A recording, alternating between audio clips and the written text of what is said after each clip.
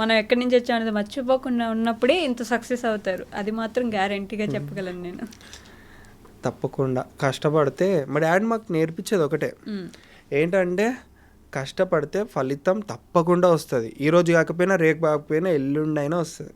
ఏదో ఒక రోజు ఆ రోజు కోసం వెయిట్ చేయాలి. కష్టం చేస్తూనే ఉండాలి.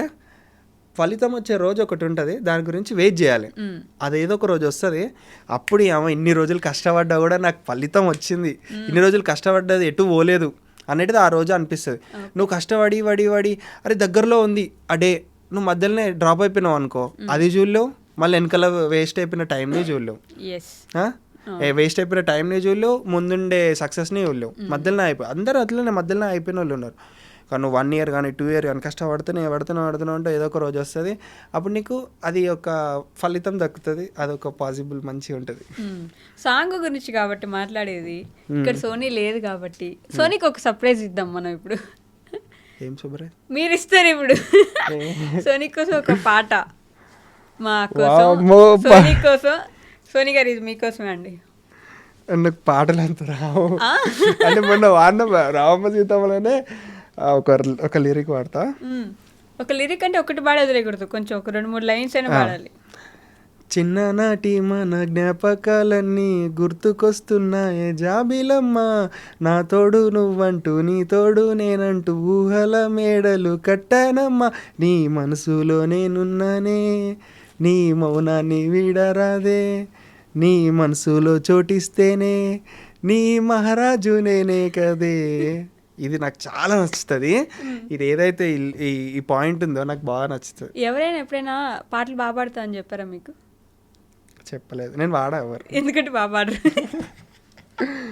గైస్ ఇది నేను ఫన్నీగా అన్నాం, మాకుండే ఆ క్లోజ్నెస్ వల్ల అన్నాను. మీరు మళ్ళీ కామెంట్స్లో అట్లా ఎట్లా అంటారు ఇలా అంతా అనకండి నన్ను. అట్లేం లేదు, అట్లా ఈ లిరిక్ చాలా బాగా నచ్చుతుంది నాకు. ఎంత ఇష్టం సోనీ గారు అంటే, ఇప్పుడు లేరు కాబట్టి ఎప్పుడు ఆవిడ పక్కనే ఉంటారు కాబట్టి నేను ఈ క్వశ్చన్ అడగలేకపోయేదాన్ని. ఒక మాటలో చెప్పండి, పాటలో వద్దు కానీ. ఇంకా చెప్పలేనంత తెలివిగా బిహేవ్ చేస్తున్నారు. అది అట్లా కాదు ఇక, ఎందుకంటే లవ్ చేయడమే కాకుండా నాతో తోడుండి నేను చేసే దాంట్లో అన్నిట్లో హెల్ప్ చేసి, ఇవాళ రేపు జనరేషన్లో ఒక మాట అంటేనే నువ్వేది వద్దు అన్న. ఇప్పుడు నేను నన్ను కోపంలో తిట్టినా ఏం చేసినా ఎంత నేను ఇప్పుడు కోపంలో ఏమైనా తిడతా, ఏంది ఇప్పుడు అని అంట, మళ్ళీ దాని తర్వాత నేను మాట్లాడి నేను సెట్ చేయగానే మళ్ళీ కరిగిపోయి మాట్లాడుతుంది. అట్లా ఏం లేదు, నువ్వు అన్నావు అని అట్లా ఏం చేయదు. అట్లా చెప్పినట్టు ఉంటుంది, మంచిగా ఉంటుంది. మా ఫ్యామిలీ మెంబర్స్ నాకు మెయిన్గా నచ్చేది ఏంటంటే, నాతో ఉండకపోయినా సరే కానీ మా ఫ్యామిలీతో మంచిగా ఉండాలి. ఫ్యామిలీతో మంచిగా ఉండాలి. మా మమ్మీ డాడీ మా తమ్ముడు మా చెల్లితో వాళ్ళతో మంచిగా ఉండాలి. వాళ్ళకి ఏది అడిగినా చేసి ఇవ్వాలి. వాళ్ళతో ఇట్లా ప్రేమగా ఉండాలనే నాకు మెయిన్. నాతో ఉండకపోయినా అది సెకండ్ మ్యాటర్ అనే. నేను ఆమెకి చెప్పా ఇప్పటికి కూడా, కానీ ఆమె ఎప్పుడైనా వాళ్ళతోటే ఫస్ట్. వాళ్ళకి ఏదైనా వాళ్ళు మెయిన్ ఆమె చూసుకుంటుంది మంచిగా, వాళ్ళతో బాగుంటుంది. ఇప్పుడు ఇవాళ రేపు బయట నుంచి వచ్చిన వాళ్ళు ఇక కొంత బయట ఉంటారు, నాకు నచ్చని. అవును, లోకికి సోనీకి ఏమైనా గొడవలు జరుగుతున్నాయా? వాళ్ళు బెస్ట్ ఫ్రెండ్స్. వాళ్ళు మమ్మల్ని పిచ్చోళ్ళు చేస్తారు వాళ్ళిద్దరు కలిసి. మొన్న కామెంట్ చూసాను నేను, అది లోకికి పడట్లేదు సోనీ అంటే, లోకికి అసూయ సోనీ అంటే, అందుకే ప్రధానికి ఇట్లా వదిన అనట్లేదు సోనీ అంటది, ఈమె అంటది, ఆమె అంటది. వదినే అంటే చిన్నప్పటి నుంచి అక్క. ఇప్పుడు సోనీ వాళ్ళ ఇంట్లో వాళ్ళ అక్కని కానీ ఏమైనా కానీ అక్క సోనక్క అని వాళ్ళిద్దరు అక్క చెల్లెలు ఉంటారు. ఇద్దరిని అక్క అని అండు. అక్క అని చిన్నప్పుడు చెప్తాం మా వదిన అని చెప్పం కదా, అక్క అని అందు. వీళ్ళు చిన్నప్పటి నుంచే మీకు ఇష్టం కదా, ఎందుకు చెప్పలేదు? ఎవరికి? వదిన అనమని చెప్పి. వీళ్ళ ఇంట్లో చెప్పరు మళ్ళీ, వాళ్ళ ఇంట్లో చెప్తే అట్లా అని. ఇక వీళ్ళు ఏం చేసిర్రు, అక్క అని అలవాటై అట్లనే. సోనీ అంజీ క్లాస్మేట్ కదా, కాదా?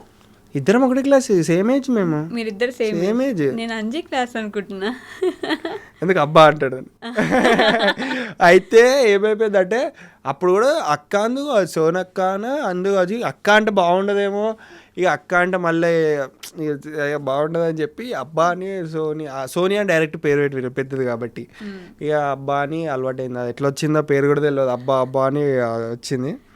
ఇక వదిన ఒక్కొక్కసారి వదిన అని కూడా అంటాడు, వీడియో కెమెరా ఉన్నప్పుడు వదిన అని అనిపిస్తున్నాం. ఇప్పుడు మళ్ళీ కామెంట్లలో తిడుతుర్రు వదిన అనండి అని. వదినా అనండి వదినా. ఇన్ని రోజులు షూట్ చేశారు కదా, వంటలు ఎవరు చేసి పెట్టారు మీకు? మా అత్తమ్మ, మా డాడీ, మమ్మీ అందరు హెల్ప్ చేసుకున్నారు. 20-30 మందికి వీళ్ళు ఉన్నారు. మా డాడీ, అత్తమ్మ, సోని వాళ్ళ మమ్మీ, వీళ్ళు మా ఇద్దరు కలిసి హెల్ప్ చేసుకున్నారు. మా అత్తమ్మ కూడా సోని వాళ్ళ మమ్మీ కూడా చాలా ఓపికతోటి చేసింది. ఓకే, మీకు వంటలు వచ్చా? వచ్చు. ఏం వండుతారు? ఏదంటే అది వండుతారు. నిజంగా ఒక కర్రీ చెప్పండి మీరు వండగలిగింది. Egg fry. ఎగ్ ఫ్రైలో ఎంత కారం వేస్తారు? ఇంత వేస్తాం అంటే మీలాంటి వాళ్ళంటే ఇంత వేస్తాం, మేమంటే ఇంత వేసుకుంటారా? సో మీరు కూడా కారం వాడతారు కాబట్టి ఈరోజు మా దగ్గర విరాట్ మిర్చి పౌడర్ ఉందన్నమాట. కూరల్లోకి, పచ్చళ్ళలోకి, దేంట్లోకైనా సరే పనికొస్తుంది. రంగు రుచి ఏమీ కలపలేదన్నమాట దీంట్లో. న్యాచురల్ పౌడర్ విరాట్ మిర్చి పౌడర్. సో మీకు కూడా వంటలకి యూజ్ అవుతుంది కాబట్టి ఓకే, ఇవాళ నుంచి ఇదే ట్రై చేయండి ఒకసారి ఎలా ఉందో చూద్దాం. Okay, thank you Virat chilli powder. ఇప్పటి వరకు యూట్యూబ్లో మొత్తం ఎంత సంపాదించారు? మొత్తం మేము కార్ కొన్నప్పటి నుంచి మేము అంటే ఆ రోజు వరకు కష్టపడ్డదంతా కార్కే పెట్టినాం. Okay, car కొనేసినాం. 2 రోజుల నుంచి కష్టపడ, ఇక మీద నుంచి అన్నా ఇక కౌంట్ చేసి అంటే ఇప్పుడు ఈ స్టేజ్ నుంచి మనీ ఎక్స్పెక్ట్ చేయొచ్చు కావచ్చు, కానీ ఎప్పటివరకు కష్టపడ్డాం మనీ రాకపోయినా సరే. అందరూ ల్యాండ్ ఇవి కొనిపెట్టుకుంటారు, ల్యాండ్ కానీ బంగారం కానీ కొనిపెట్టుకుంటారు. మీరు ఎందుకని కార్ మీద ఇన్వెస్ట్ చేశారు మొత్తం తీసుకెళ్ళి? నిజంగా చెప్పాలంటే నాకు కార్లో పిచ్చి. నాకు కార్లు, క్లాత్స్, బట్టలు ఇవి పిచ్చి.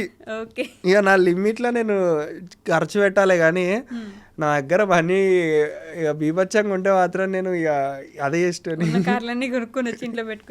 అట్లా అదే పిచ్చి.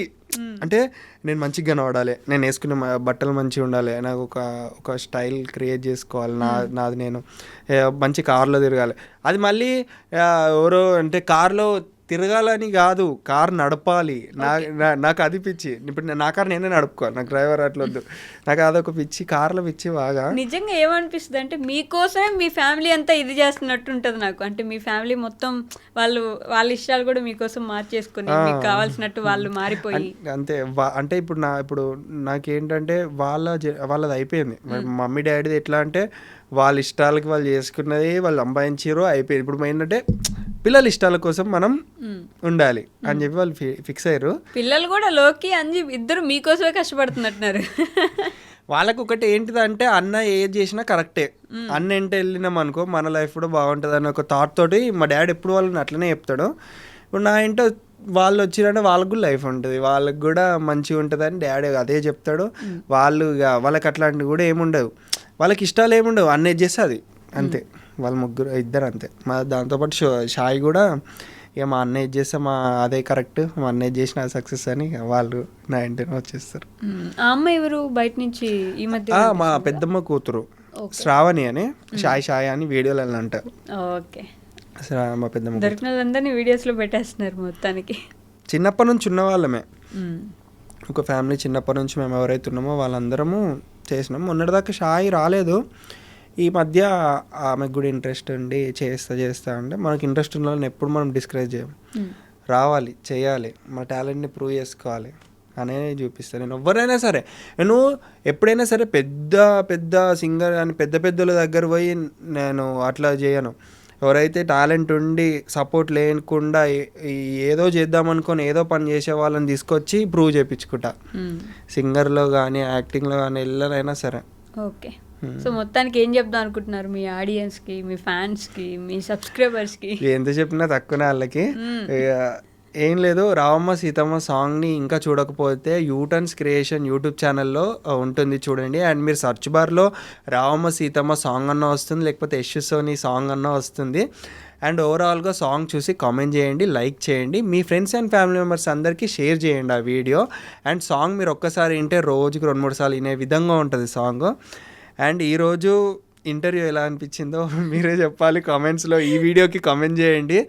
అండ్ ఈరోజు ఫ్యామిలీ మెంబర్స్ని ఎవరిని తెలియదు, ఇలా ప్లాన్ చేద్దామని వైష్ణవి గారు అంటే ఇలా ప్లాన్ చేసాము. నెక్స్ట్ మీకు ఇంటర్వ్యూ పక్కా ఒక ఫ్యామిలీ వైబ్, ఒక ఫెస్టివల్ వైబ్ తీసుకొద్దాము. అండ్ ఇంకా యూటర్న్స్ క్రియేషన్ ఛానల్ని కూడా సబ్స్క్రైబ్ చేసుకోండి, యశస్వన్ అఫీషియల్ని కూడా సబ్స్క్రైబ్ చేసుకోండి. అండ్ ఐ డ్రీమ్ స్టూడియోని కూడా సబ్స్క్రైబ్ చేసుకోండి. Okay, thank you so much. ఇట్లాంటివి మనం రెగ్యులర్గా చేస్తూనే ఉండాలి, ఉంటాం కూడా. మళ్ళీ కలుద్దాం ఇంకొక ఇంటర్వ్యూలో. ఇంకా మంచి మంచి సక్సెస్ రావాలని, ఈ సాంగ్ 1 crore అయిపోతే మళ్ళీ ఇంకో సాంగ్ తీయాలని తప్పకుండా. కోరుకుంటున్నా. Okay, thank you.